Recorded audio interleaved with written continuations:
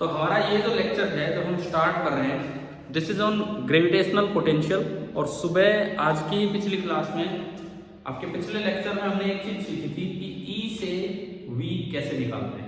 और उसमें सबसे मेन चीज आई कि अगर इंटीग्रेशन सोल्व नहीं हो पा रहा है तो इसका मतलब ऐसा नहीं कि वो सोल्व नहीं होगा, वो होगा लेकिन आपसे नहीं हो पा रहा है। तो उसके लिए हमने एक तरीका दिखा जिसको बोलते हैं परफेक्ट डिफरेंशियल।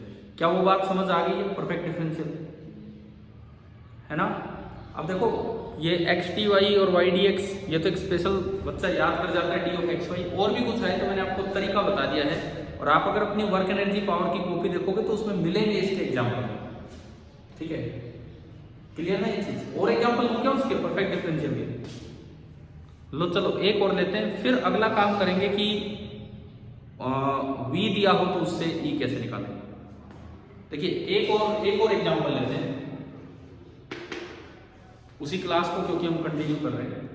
लिख लो the gravitational field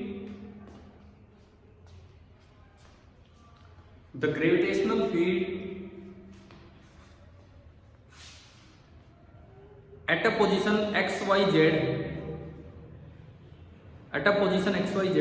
in a region is given by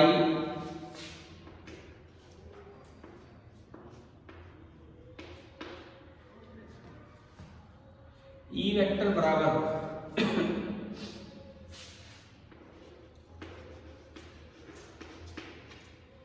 to x y i cap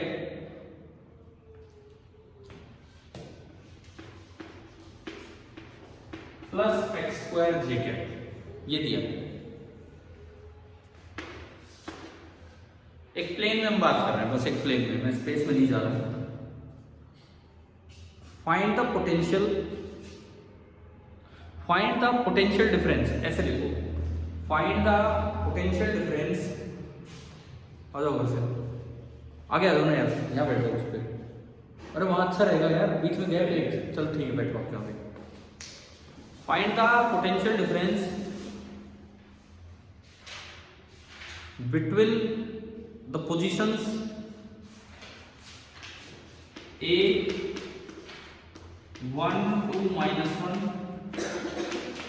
and B 0 0 3 0 सुनो 1 2 -1 एंड 0 0 -1, ये दो पोजीशन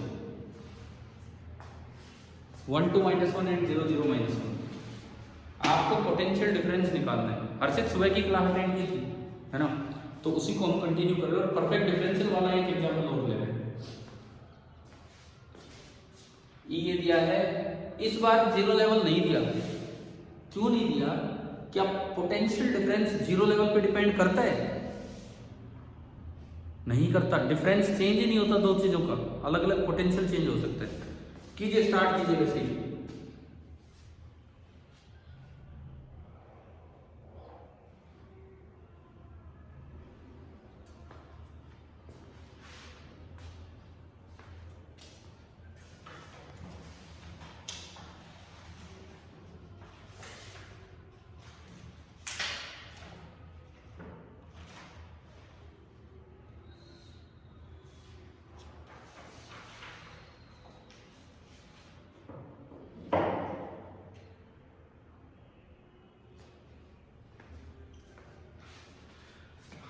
अगर आप नॉर्मल सुबह की तरह स्टार्ट करें,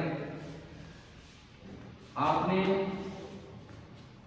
ई लिखा, ई वेक्टर 2xy आई cap plus x square j cap plus 0 के कैप। आपने dr लिखा, dr फिक्स है, dx आई कैप प्लस dy जे कैप प्लस dz के कैप। फिर आपने ई डॉट डी आर किया, है ना भाई, सुबह यही कर रहे थे हम। अब आपने किया ई डॉट डी आर, तो ई डॉट डी आर आपने किया, क्या आया? 2xy dx plus x square dy। यहां से लिख दिया dv, यहां से लिख दिया dv। dv इसका नेगेटिव होता है, याद है ना, सुबह किया था। dv जो है वो इसका नेगेटिव होता है, तो -2xy dx और -x² dy ये बना। अब ये अलग अलग इंटीग्रेशन पॉसिबल ही नहीं है, क्यों? क्योंकि इसमें तो x के रेस्पेक्ट में एक वेरिएबल y एक्स्ट्रा आ गया, ये इंटीग्रेशन नहीं होने देगा। इसमें y के रेस्पेक्ट में तो x एक्स्ट्रा है, तो एक ही तरीका बचता है हमारे पास, क्या करें? परफेक्ट डिफरेंशियल बनाने की कोशिश करें। तो चेक करते हैं कि क्या ये परफेक्ट डिफरेंशियल बना कि नहीं बना। है परफेक्ट डिफरेंशियल है ये? अगर नहीं हो तो क्या जवाब देते हम कि ये फील्ड ग्रेविटेशनल हो ही नहीं सकता, क्योंकि ये फील्ड कैसा है? Non conservative. मैं मास हटा देता हूँ, हटा ही नहीं, क्योंकि ये फील्ड आपका नॉन कंजर्वेटिव है, तो आपका ये वाला आंसर होगा। ठीक है, अभी देखो अभी कैसे बना। हाँ जी साक्षी जी, बन गया ये? चेक किया है सुबह जो सिखाया था? देखो आप एक बार इस चीज को चेक कीजिए, इंटीग्रल 2xy dx, ये किसके रेस्पेक्ट में इंटीग्रेशन है? x के रेस्पेक्ट में। तो आप y को क्या मान लीजिए? कांस्टेंट। y कांस्टेंट तो 2y बाहर आएगा, और x dx का इंटीग्रेशन क्या होता है? x²/2। 2 से 2 कैंसिल, तो ये वैल्यू आई x²y।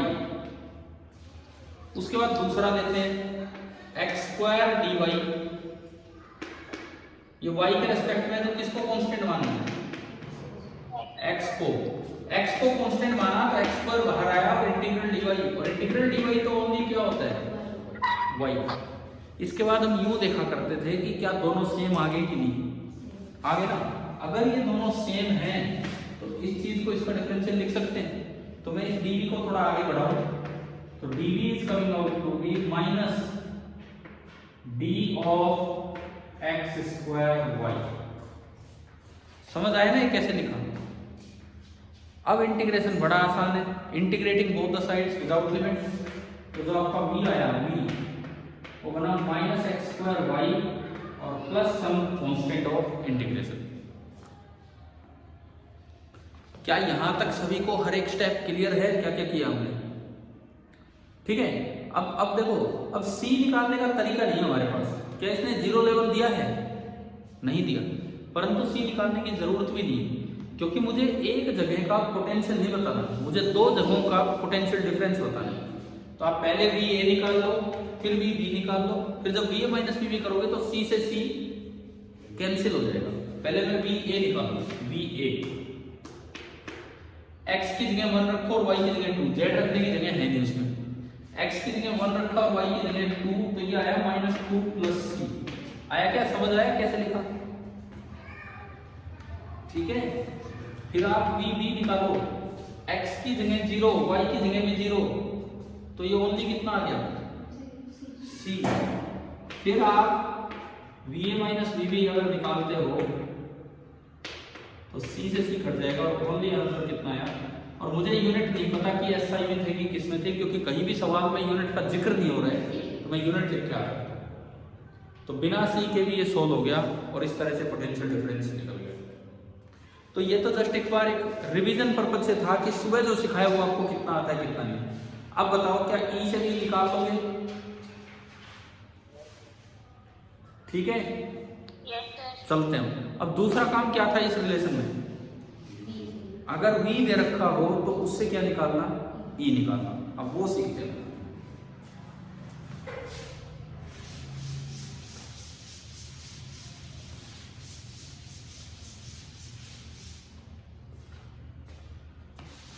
दूसरा जो काम है वो है कि गिवन आपको V दे रखा है as a function of x y z, और ये एक स्केलर है, स्केलर।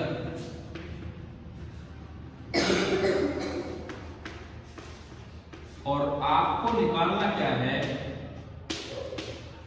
E निकालना, उस x y z पे E कितना होगा। क्या हमने वर्क में कहीं ग्रेडियंट वर्ड यूज किया है? Yes sir. वहां पे बताता हूँ, वहां ये सिखाया होगा पोटेंशियल एनर्जी से फोर्स निकालना, या फोर्स से पोटेंशियल एनर्जी निकालना। अगर करवाया हो तो वहां पे कुछ ऐसा करवाया था सर। करवाया था ना? तो बिल्कुल सेम टॉपिक चल रहा है, बिल्कुल सेम। ग्रेडियंट एक वेक्टर कैलकुलस का एक बड़ा अच्छा सा ऑपरेशन है। देखो ये फिजिक्स अभी 11वीं 12वीं की फिजिक्स आसानी से बच्चा कर जाता है, थोड़े से अलजेब्रा, थोड़ा सा कैलकुलस, थोड़ा सा ट्रिग्नोमेट्री। 12वीं के बाद प्लस 2 के बाद आप नॉन मेडिकल के स्टूडेंट हो, प्लस 2 के बाद आपको बहुत फिजिक्स पढ़नी है, अगर पढ़ना है तो बहुत फिजिक्स पढ़नी है। आप चाहे इंजीनियरिंग लाइन में जाएं, चाहे आप अपने एकेडमिक लाइन में जाएं, सिंपल एकेडमिक वाली लाइन जो साइंस लाइन है उसमें हर जगह फिजिक्स बहुत पढ़नी है। एंड पूरी फिजिक्स बहुत ही ज़्यादा मैथमेटिकल है, बहुत ही ज़्यादा मैथमेटिकल, मतलब बिना मैथमेटिक्स के वो फिजिक्स आगे बढ़ ही नहीं सकती है। अभी काम चल जाता है क्योंकि प्लस 2 तक तो फिजिक्स मेडिकल के बच्चे भी पढ़ते हैं, है ना भाई।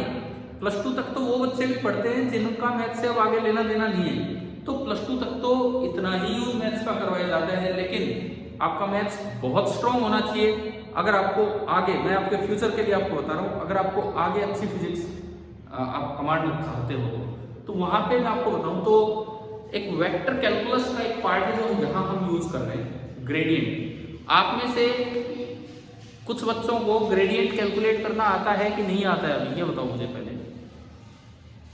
मतलब ऐसा भी हो सकता है ना, नाम ध्यान आ रहा हो लेकिन यूं ध्यान ना आ रहा हो कि कितना कैसे कैलकुलेट करते हैं।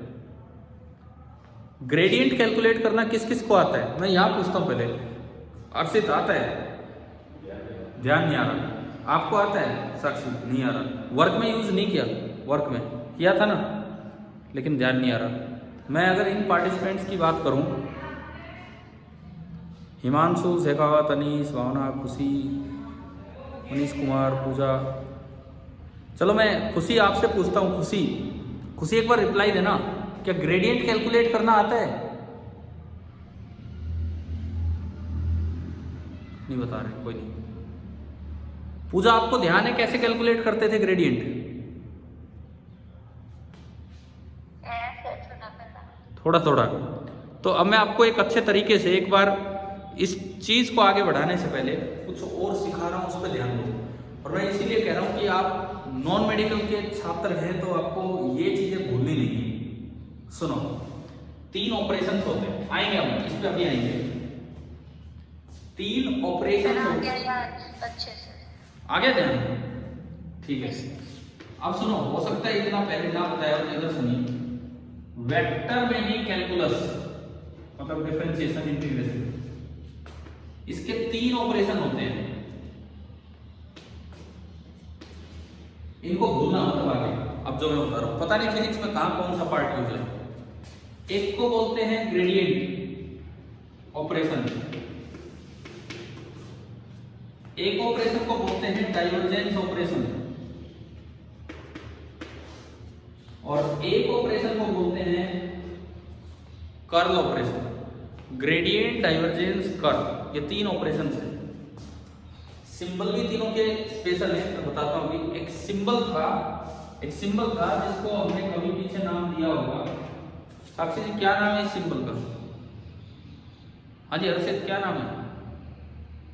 जैसे अल्फा होता है, बीटा होता है, गामा होता है, इस तरह से। डेल्टा तो यार सीधा होता है शायद, हमें जब सबको याद है, ये तो यूं है। हाँ भाई कोई भी बच्चा बताए क्या नाम है इस सिंबल का? अगर ग्रेडियंट पढ़ाया है तो सिंबल भी बताया होगा। नेबला एक वर्ड यूज किया था कभी हमने, नेबला? मतलब याद आ रहा है धीरे धीरे। ये सिंबल जो होता है, इस सिंबल का नाम होता है नेबला। कई बोल देते हैं उल्टा डेल्टा थोड़ी है, ये सिंबल होता है नेबला। अब सुनो, ग्रेडियंट ऑपरेशन, 3 बातें हैं, अब इनको भूलना मत। आगे सुन लो, यही समझ में आए तो बहुत अच्छी बात है। ग्रेडियंट ऑपरेशन, हर्षित यार आपको दिख रहा है क्या ये बोर्ड, या स्टैंड में दिक्कत आ रही है? नहीं तो उधर चेयर खाली उस साइड बैठ जाओ। ग्रेडियंट ऑपरेशन अप्लाई होता है स्केलर पे, लेकिन जो रिजल्ट मिलता है वो रिजल्ट कैसा मिलता है? वेक्टर। डाइवर्जेंस ऑपरेशन अप्लाई होता है वेक्टर पे, लेकिन जो रिजल्ट मिलता है वो कैसा मिलता है? स्केलर। और कर्ल ऑपरेशन अप्लाई होता है वेक्टर पे, और जो रिजल्ट आता है वो भी कैसा आता है? वेक्टर। 3 बिल्कुल अलग अलग ऑपरेशन हैं।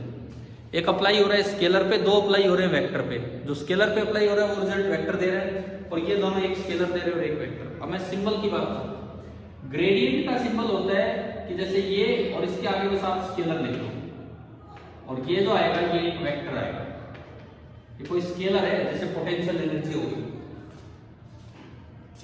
डाइवर्जेंस अप्लाई होगा वेक्टर पे, और इसका सिंबल होता है डॉट। फील्ड या फोर्स, ये वेक्टर है कि स्केलर है? फील्ड या हो या फोर्स हो, वेक्टर है। तो ये ऑपरेशन वेक्टर पे आ रहा है, लेकिन डॉट लग के, यहाँ कुछ नहीं लगाना है, यहाँ डॉट लगाना है। डॉट प्रोडक्ट हमेशा कैसा आता है? और ये होता है क्रॉस, और क्रॉस प्रोडक्ट हमेशा कैसा आता है? ये आपके तीन ऑपरेशंस होते हैं वेक्टर कैलकुलस के, तीन बेसिक ऑपरेशंस ये होते हैं। क्या यहां तक ये समझ आ रहा है? अब मैं तीनों ऑपरेशंस परफॉर्म करके दिखा रहा हूं। देखो, इस टॉपिक के लिए तीनों नहीं पढ़ा रहा हूं, यहां तो एक ही काम आएगा ग्रेडियंट। फिजिक्स के लिए मैं आपको तीनों पढ़ा रहा हूं, ठीक है? Mathematics is the language of physics, ये मान के चलो। आपको बड़ा अच्छा मैथ्स आना चाहिए फिजिक्स स्ट्रॉन्ग करने के लिए। अब तीनों एक एक करके देख लेते हैं कि ऑपरेशंस का क्या मतलब है, फिर हम इस काम पे आएंगे।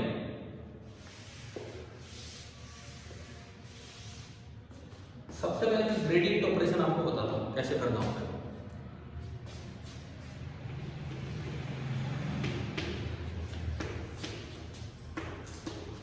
सबसे पहले हम ग्रेडियंट ऑपरेशन ले रहे हैं। सपोज आपको जैसे पोटेंशियल एनर्जी दी जाए एक्स वाई जेड के फंक्शन में, एक्स स्क्वायर वाई जेड, बस ये देखना किसी एक्स वाई जेड पे यू की ये वैल्यू है। स्केलर है कि वेक्टर है? पोटेंशियल एनर्जी स्केलर, इसमें कहीं आई कैप जे कैप के कैप भी नहीं आ रहा, और वैसे भी स्केलर है। स्केलर पे ही ऑपरेशन हो सकता है ग्रेडियंट, लेकिन रिजल्ट क्या देगा? वेक्टर। अब देखो ग्रेडियंट ऑपरेशन का क्या मतलब है? ग्रेड यू, ना डॉट लगाना है ना क्रॉस लगाना है। ग्रेड यू का मतलब सुनिए क्या है? Partial differentiation of U with respect to X into I cap plus partial differentiation of U with respect to Y into J cap plus partial differentiation of U with respect to Z और into क्या होगा? K cap. ये है आपका gradient operation. अब partial differentiation करना आता है? पार्शियल डिफरेंशिएशन कि अगर x के रेस्पेक्ट में कर रहे हो तो y और z को क्या मान लो आप? कांस्टेंट। ये होता है पार्शियल डिफरेंशिएशन। तो चलिए पहले पहला स्टेप करो, मैं एग्जांपल ही दूंगा तीनों का एक एक, ताकि आपको समझ आ जाए कि क्या करना है। पहला स्टेप आप करो ये u का x के रेस्पेक्ट में पार्शियल डिफरेंशिएशन, तो y और z तो क्या हो गए? कांस्टेंट। हाँ सही है। और x स्क्वायर का क्या होगा? 2x, x स्क्वायर का डिफरेंशिएशन 2x, तो ये आपका हो गया 2xyz और आगे लगा i कैप। समझ आया ना? एग्जांपल ले रहे हैं हम। प्लस अगला बोलो y के रेस्पेक्ट में है तो x स्क्वायर और z तो कांस्टेंट बाहर चला गया, y का क्या होगा? y का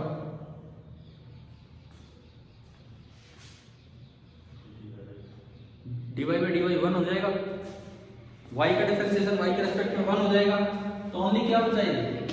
x स्क्वायर z और j कैप प्लस z के रेस्पेक्ट में बता दो ऐसे x स्क्वायर y और साथ में लगा k कैप। और आप ये देखो ये तो एक स्केलर था, लेकिन इसमें तो i j के साथ आ रहे हैं, ग्रेडियंट ऑफ u क्या हो गया? वेक्टर। तो किसी भी स्केलर का अगर आप ग्रेडियंट लोगे तो वेक्टर आएगा। कैसे आएगा वो मैंने आपको बताया। समझ आया भाई? क्लियर है? बताओ ग्रेडियंट ऑपरेशन रिवाइज किया है मैंने तो किस तरह से होगा, ठीक है? yes, क्या हम ये दो ऑपरेशन भी पीछे पढ़ाए कि आपको डाइवर्जेंस और कर लिया? नहीं, डाइवर्जेंस पढ़ाया था, कर लाया था, कर लाया होगा जहां पे ये बताया होगा फील्ड कंजर्वेटिव है कि नॉन कंजर्वेटिव, वहां पे चेक करने के तरीके में कर बताया होगा। तो अभी एक बार मैं तीनों चीजें इकट्ठे करवा रहा हूं। ग्रेडियंट एक एग्जांपल से देखा, क्या सभी को समझ आ गया? ठीक है।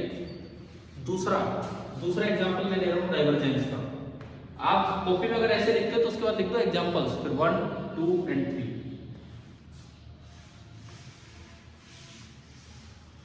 अब देखो डाइवर्जेंस किस पे लिया जा सकता है, स्केलर पे कि वेक्टर पे?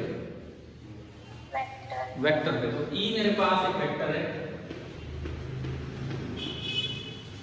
मैंने माना कि ई है X square Y Z I cap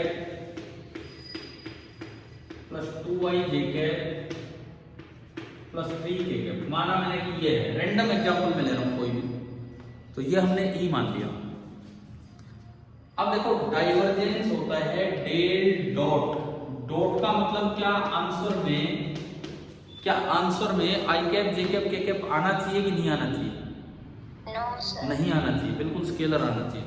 तो इसको याद कैसे रखना है, पार्शियल डिफरेंशिएशन ऑफ एक्स केवल और केवल एक्स कंपोनेंट का, plus partial differentiation of with respect to Y केवल वाई कंपोनेंट का, plus partial differentiation with respect to Z और केवल जेड कंपोनेंट का। भाई आज के बाद अब ये भूलना मत, कभी आगे कभी जरूरत पड़े। आप बताओ क्या आपको ये याद रखना पड़ता है अब कि x की पावर n का डिफरेंशिएशन क्या होता है, या कॉपी में लिखना पड़ता है, या अपने आप आ जाता है भी क्या है क्या है? x raise to power n का डिफरेंशिएशन तो आता होगा भाई, n पीछे लेके x की पावर n माइनस। उसके लिए हम कभी कॉपी नहीं देख रहे, तो ऐसे ये तीन चीजें दिमाग में बैठ जानी थी। फिजिक्स में पता नहीं कहां कौन सी चीज यूज हो। तो ये तरीका है डेल डॉट ई करने का। कर दो तो ऐसे ही कर दो, partial differentiation with respect to x, लेकिन पूरे का नहीं, ओनली किसका, x कंपोनेंट का, और x कंपोनेंट है x square y Z. Partial differentiation with respect to y केवल 2y का, मतलब y कंपोनेंट का, and partial differentiation with respect to z केवल 3 का। चलिए अब करते हैं differentiation. x square y Z का क्या होगा डिफरेंशिएशन, y जेड तो बाहर आया और इसका 2x, 2y का y के रिस्पेक्ट में क्या होगा 2, और इसका z के रिस्पेक्ट में तो कांस्टेंट ही कितना होगा 0। अगर मान लो मैं यहां लिख देता 3x के कैप तो कितना होगा, सपोज यहां लिख देता 3x के कैप, अब बताओ कितना होगा x 0। x कैसे हो जाता, क्या इसमें कहीं z है? अब किसी बच्चे ने सोचा कि चलो ये कांस्टेंट बाहर निकाल लिया, 3x कांस्टेंट बाहर निकाल लिया, लेकिन अंदर तो कुछ बचा ही नहीं, तो उसका डिफरेंशिएशन क्या होगा 0। खाली कांस्टेंट कहीं भी आए तो उसका डिफरेंशिएशन हम क्या करते हैं 0। तो ज्यादा बेटर होगा अगर आप ज्यादा कटिंग ना हो, ना लिखो, तो एग्जांपल में x और लगा दो ताकि ये क्लियर हो। ये आ गया 2xyz प्लस 2, ये ऑपरेशन होता है डाइवर्जेंस ऑपरेशन। और आप देख सकते हो कि ऊपर तो वेक्टर था, लेकिन नीचे क्या निकल के आया, स्केलर।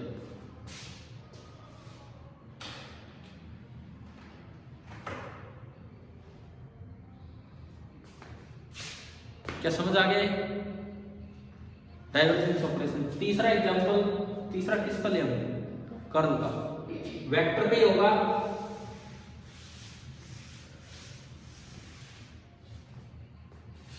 और रिजल्ट भी वेक्टर ही आएगा।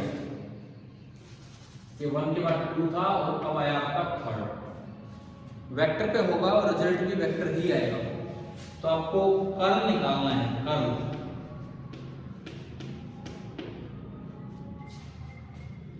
क्रॉस प्रोडक्ट क्या हम डिटरमिनेंट बना के करते थे पहले, वही है, ये मोड नहीं है, डिटरमिनेंट है।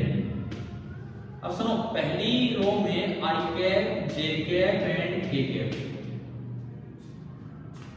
दूसरी रो में curl by curl X partial differentiation with respect to X with respect to Y with respect to Z, और तीसरी रो में ये तीन कंपोनेंट आने हैं। देखो पहली रो में ये आते थे, दूसरी रो में हम इसके कंपोनेंट लिखते थे, इसके कंपोनेंट ना इस ऑपरेटर के कंपोनेंट ये होते हैं, और तीसरी रो में इसके कंपोनेंट और इसके कंपोनेंट हैं, यहां दिख रहे हैं x square y z 2y and 3x, ये हो गया। क्या आप सभी बच्चों को डिटरमिनेंट खोलना आता है? First bracket into something minus second bracket into something plus third bracket, तो उससे अगर मैं इसको खोलूं, first bracket into i cap, पहली रो के अकॉर्डिंग बोल रहा हूं, minus second bracket into j cap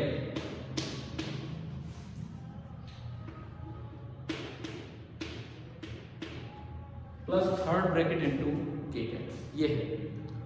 अब अगर मैं फर्स्ट ब्रैकेट को देखूं तो हम इसको कवर करते थे, अब मल्टीप्लाई नहीं करना, नॉर्मली हम मल्टीप्लाई करते थे, यहाँ ऑपरेशन लगाना है। तो ये बनेगा partial differentiation of 3x with respect to y, मुझे पता ही, मैं वैल्यू लिख दूंगा, partial differentiation of 3x with respect to y। क्या 3x में कहीं y है? नहीं है, कांस्टेंट का डिफरेंशिएशन 0 माइनस, अब ये partial differentiation of 2y with respect to z 0, पहली टर्म खत्म। ये माइनस डिटरमिनेंट खोलने में आता है, इसको रख लो, इसको। अब बताओ, पहली चीज यूं, partial differentiation of 3x with respect to x 3 minus, अब यूं चलो, partial differentiation of x² yz with respect to z, x² y और z का 1 हो जाएगा, ठीक है। तो तीसरी रो को कवर किया, partial differentiation of 2y with respect to x 0 minus, ये partial differentiation of x² yz with respect to y x² z। तो ये हमारा आंसर आ गया, ये पहली term 0 minus of 3 minus x² yj cap and minus x² z, ठीक है। तो आप ये बताओ कि आपको वेक्टर कैलकुलस के 3 ऑपरेशंस परफॉर्म करने आ गए कि नहीं? ठीक है, मैं एक बार याद करा दूं, ग्रेडियंट ऑपरेशन किस पे किया जाता है? स्केलर पे। रिजल्ट कैसा आएगा? वेक्टर। डाइवर्जेंस ऑपरेशन किस पे किया जाएगा? वेक्टर पे। रिजल्ट कैसा आएगा? स्केलर। कर्ल ऑपरेशन किस पे किया जाएगा? वेक्टर पे। रिजल्ट कैसा आएगा? वेक्टर। और याद करो, ग्रेडियंट ऑपरेशन स्केलर पे किया जाता है तो स्केलर के कंपोनेंट तो होते नहीं, पूरा इकट्ठा रहेगा। ग्रेडियंट ऑपरेशन करना कैसे? पूरे उस इकट्ठे स्केलर का पहले पार्शियल डिफरेंशिएशन कर दो with respect to x, into कर दो i कैप, फिर उसी का पूरे का पार्शियल डिफरेंशिएशन कर दो विद रिस्पेक्ट टू y और इनटू कर दो j कैप, और फिर पार्शियल डिफरेंशिएशन पूरे का विद रिस्पेक्ट टू z और इनटू k कैप। लेकिन डाइवर्जेंस में अलग काम है, डाइवर्जेंस वेक्टर का पूरा रिजल्ट स्केलर आ रहा है, तो आपको वेक्टर के 3 कंपोनेंट अलग अलग देंगे, x कंपोनेंट अलग, उसका x के रिस्पेक्ट में पार्शियल डिफरेंशिएशन करो, प्लस y कंपोनेंट अलग देखो, उसका y के रिस्पेक्ट में, z अलग देखो, उसका z के रिस्पेक्ट में। याद हो जाएंगी ये बातें, ठीक है। और कर्व तो एक वो डिटरमिनेंट बना के हमें सोल्व करना है। तो अब हम लौट के आते हैं अपने उस काम पे जहां हम अभी स्टार्ट कर रहे थे, क्या कि टू फाइंड E, अगर क्या दे रखा हो V आपको दे रखा है तो E कैसे निकालते हैं, अब मैं उस काम पे आता हूं।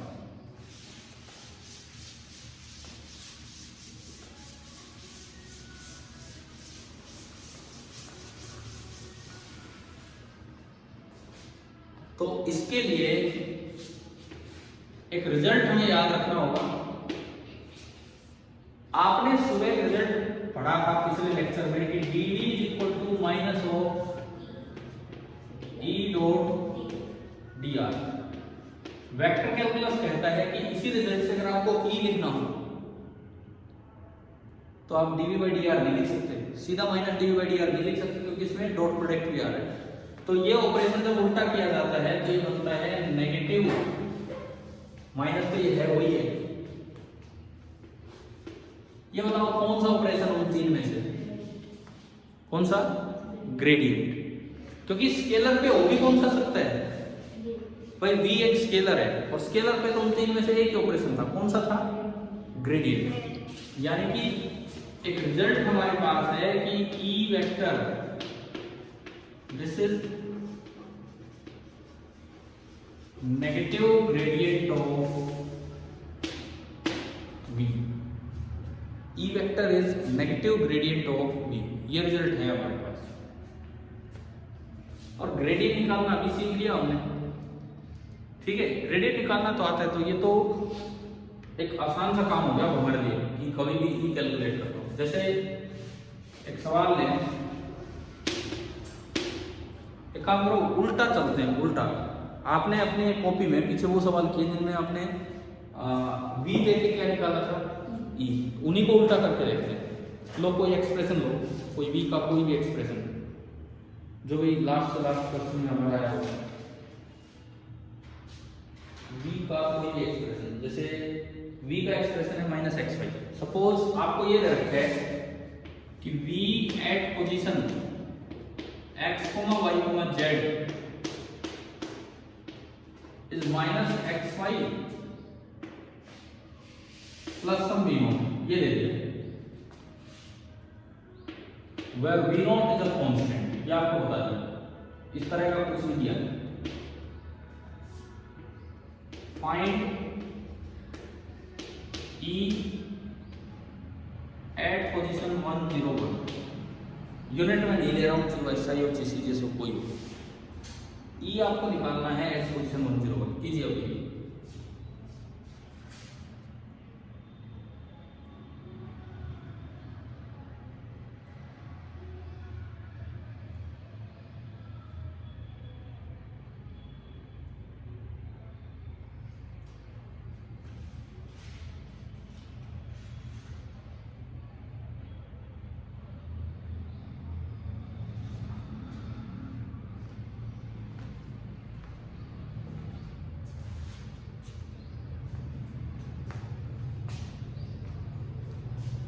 ग्रेडियंट निकाल के और उसका नेगेटिव कीजिए।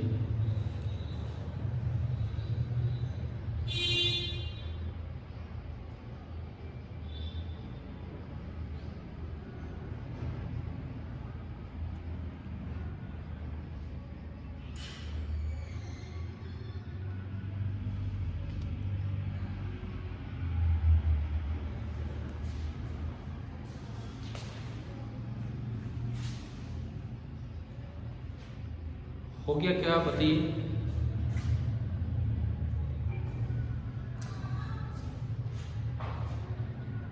देखो ये पॉइंट बाद में पुट करना, पॉइंट पहले पुट कर दिया तो कुछ नहीं होगा। पॉइंट अगर पहले पुट कर दिया तो आपने वी निकाल दिया, वी नहीं निकालना मुझे, तो ई निकालना है। तो पहले तो मैं ई का एक्सप्रेशन लाऊं, कैसे लाऊं? देखिए हम जानते हैं E is negative gradient of v,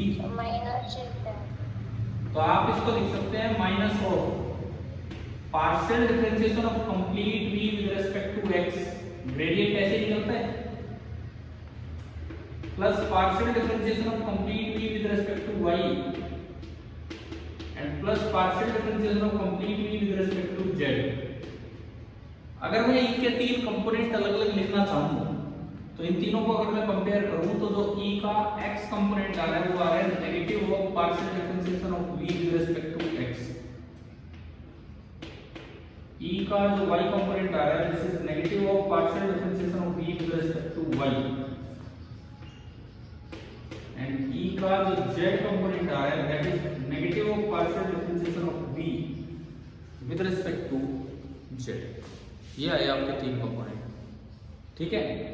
अब देखो इस कंप्लीट v का partial differentiation with respect to x क्या होगा? विद रिस्पेक्ट टू x पहली टर्म क्या होगा? x को तो अंदर रखो, माइनस y को बाहर निकाल लो, dx by dx 1 minus y आया यहाँ से, और यहाँ कितना है? v0 एक कांस्टेंट है, कांस्टेंट का डिफरेंशिएशन 0, तो ये वैल्यू आएगी -y और एक माइनस बाहर लगा है, तो क्या मैं इस dx को सीधा y लिख सकता हूँ या नहीं? बताओ, समझ आ गया कि नहीं? फिर मैं आता हूँ ey पे, ey इसका partial differentiation with respect to y, तो विद रिस्पेक्ट टू y करोगे तो -x क्या है?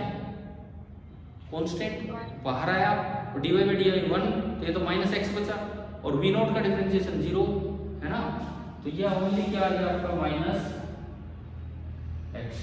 समझ आया? -x बाहर आया, dy by dy 1 हो गया, और z इसमें है ही नहीं तो वो 0। तो अगर मैं इन सब चीजों को, ये माइनस माइनस क्या हो जाएगा? हाँ ठीक है, तो अगर मैं इनको इकट्ठा करूं तो मेरे पास ई वेक्टर आ गया, तो मेरे पास ई वेक्टर आ गया Y i cap plus x J cap. आप बताओ कि सुबह पिछली क्लास में हमने यहां से शुरुआत की थी और क्या इस तरह की फॉर्म आई थी कि नहीं? इस तरह की फॉर्म आई थी, यहां से शुरुआत की थी और इस तरह की फॉर्म आई थी। समझ आ गया ना? ठीक है, उसमें वी नोट क्या है? वो तो सी था, जो वहां पे सी था उसको मैंने यहाँ पे क्या बोल दिया? We note. अब आप आओ, किस पॉइंट पे आपको फील्ड इंटेंसिटी निकालनी है? 101, तो E एट 101 आ गया, x की जगह 1, y की जगह 0, तो ये खत्म। ओनली वन जे कैप, ओनली वन जे कैप।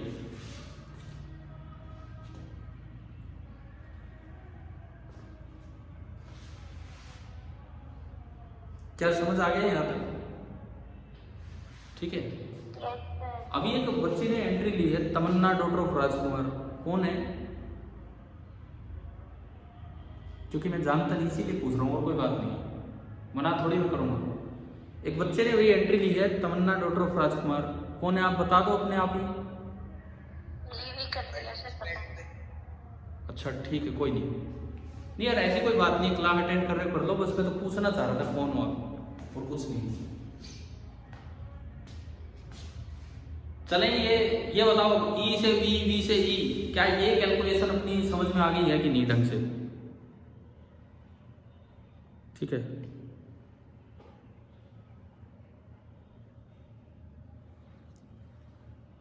लीव तो नहीं किया, दोबारा आ रहे हो। अब देखिए, हमने एक चीज आपको यहां से मैं याद करवाता हूं, बिल्कुल जो रिलेशन V और E में है, V मतलब पोटेंशियल और E मतलब इंटेंसिटी, सेम वही रिलेशन होता है एक कंजर्वेटिव फील्ड और उसकी पोटेंशियल एनर्जी में। जो रिलेशन V और E में होता है, V की जगह U कर दो तो E की जगह F कर दो। पोटेंशियल एनर्जी केवल कैसे फील्ड में डिफाइन होती है? कंजर्वेटिव फील्ड में, नॉन कंजर्वेटिव में? कंजर्वेटिव फोर्सेस के लिए। तो यूं याद रखना, potential is defined only for conservative fields, और ग्रेविटेशन में इसलिए डिफाइन हो रहा है क्योंकि ग्रेविटेशनल फील्ड कैसा फील्ड होता है? Conservative field. याद रखोगे ये चीज। अब सुनो, बिल्कुल सेम ऐसे वर्क एनर्जी के क्वेश्चन बनते हैं।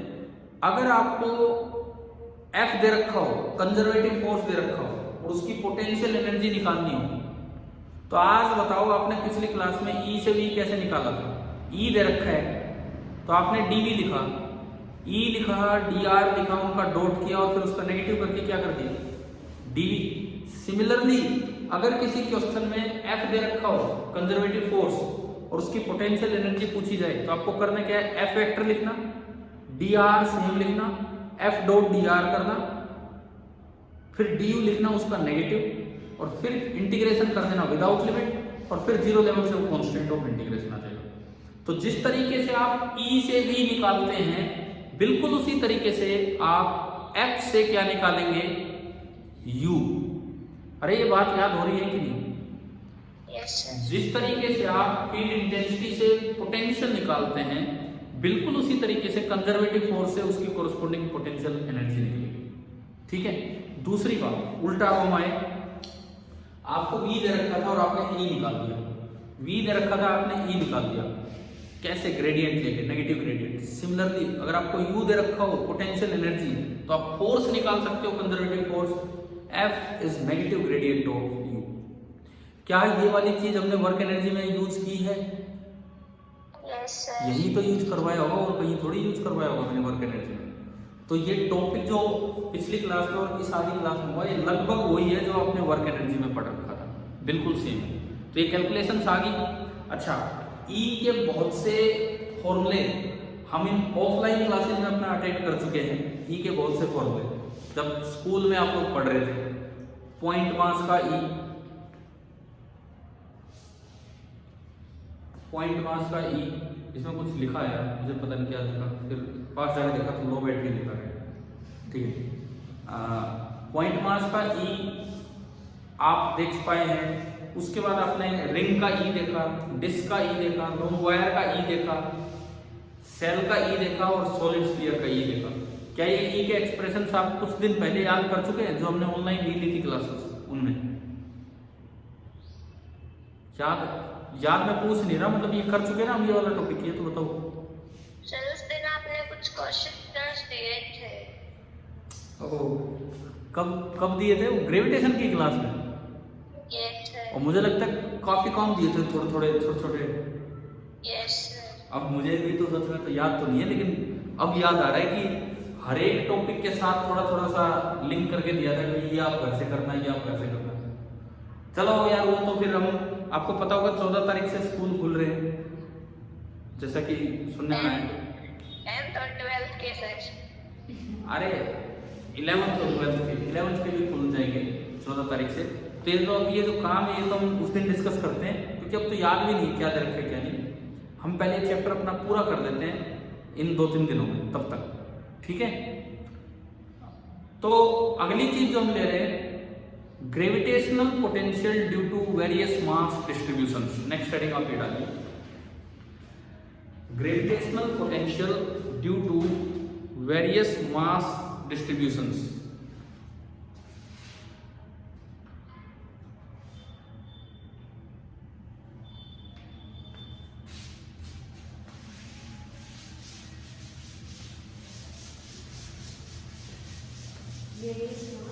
Distribution, gravitational potential due to various mass distribution. अब कोई भी मास डिस्ट्रीब्यूशन लेने से पहले स्टार्टिंग में लिख दो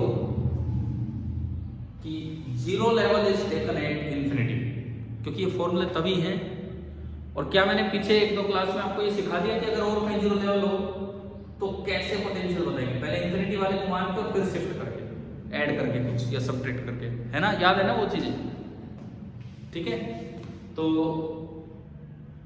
नंबर 1 जो कर लिया सुबह है वही पॉइंट मास, पहला तो फॉर्मूला लिख रहे हैं हम। नंबर 1 पॉइंट मास, केवल फॉर्मूला देना है कि अगर ये कोई सोर्स मास है m, तो इससे r डिस्टेंस दूर जो पोटेंशियल होगा, पहली बात किधर होगा, मास की तरफ, मास से दूर, मास की तरफ। हाँ जी हर्षित, किधर होगा, मास की तरफ। इस जगह पोटेंशियल किधर होगा, मास की तरफ या मास से दूर? और बताओ यार, आप लोग बताओ।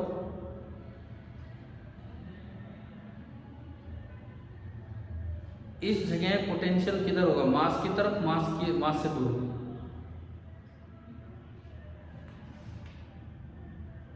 बोलो भाई, कोई भी बच्चा बोले।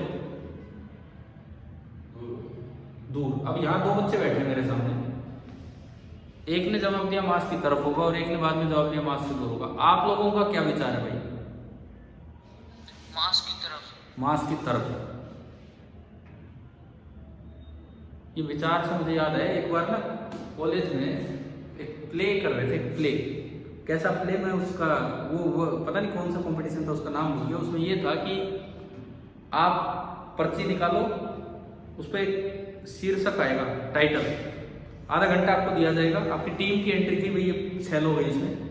पर्ची निकालो, शीर्षक आया, उस पर तैयार करो अपना प्ले। तो हमारा शीर्षक आया था परिस्थितियों की मार, परिस्थितियों की मार, ये शीर्षक आया था।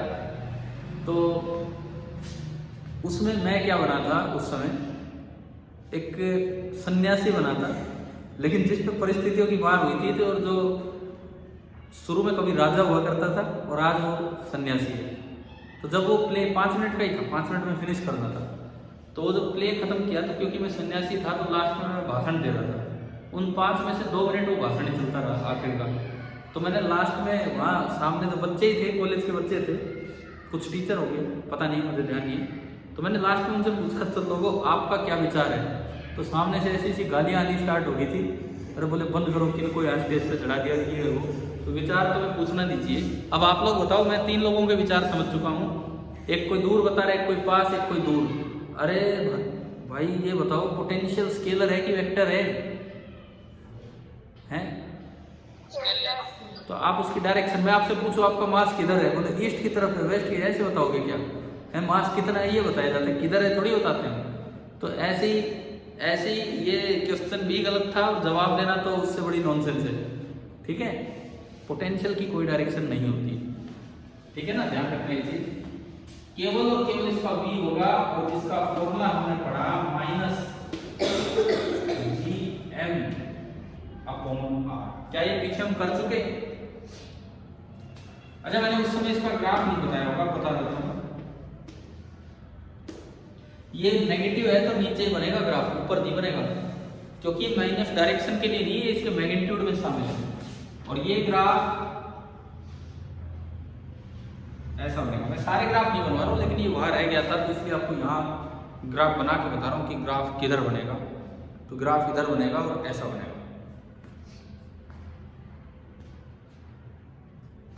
ठीक है। Number second, due to a uniform ring